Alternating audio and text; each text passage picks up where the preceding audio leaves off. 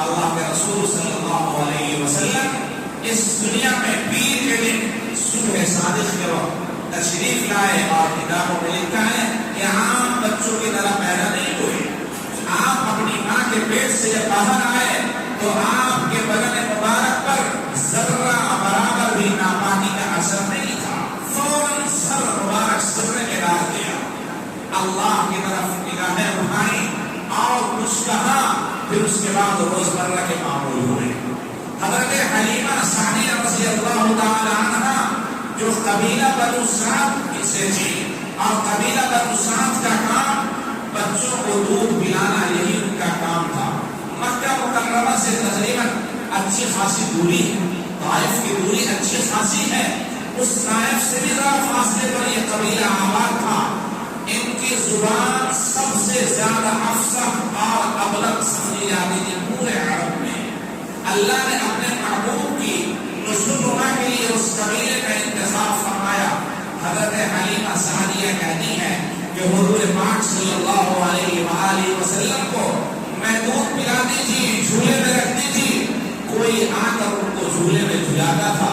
بعد سیرت نگاروں نے لکھا ہے کہ اللہ نے فرشتوں کو مقرر کر دیا تھا کہ میرے محبوب کے جھولوں کو جھلا دیا کرے. جب آقا نے دودھ چھوڑا, ایک طرف کا آپ ہمیشہ دودھ پیتے تھے, کبھی دوسری طرف کا دودھ آپ نے نہیں پیا. جب دودھ چھوڑایا تو حضرت حلیمہ سعدیہ کہتی ہے کہ سب سے پہلے زبان مبارک سے جو الفاظ آپ کے نکلے دودھ چھوڑانے کے بعد وہ یہ تھے, اللہ اکبر کبیرا والحمد للہ کثیرا وسبحان اللہ بکرۃ واصیلا. یہ حلیمہ سعدیہ خود کہتی ہے کہ محمد رسول اللہ کی زبان سے یہ کلمات نکلے. آپ ایک دن گھر سے باہر نکل گئے, چونکے سے پریشان ہو گئی حلیمہ سعدیہ.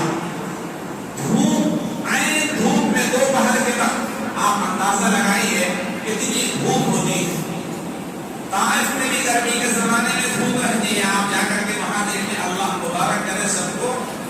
عین دھوپ کے وقت باہر نکلے, یعنی دوپہر کے وقت تلاش کرتے کرتے جب حلیمہ سعدیہ پہنچی تو آپ کے رضائی بھائی کہتے ہیں حلیمہ سعدیہ سے کہ میں نے عجیب و غریب چیز دیکھی, میرے بدن سے پسینہ مگر محمد رسول اللہ کے بدن سے پسینہ نہیں.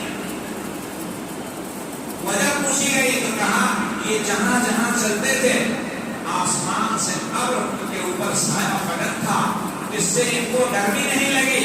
جب گرمی کا احساس نہیں ہوا تو پسینہ بدن سے آئے.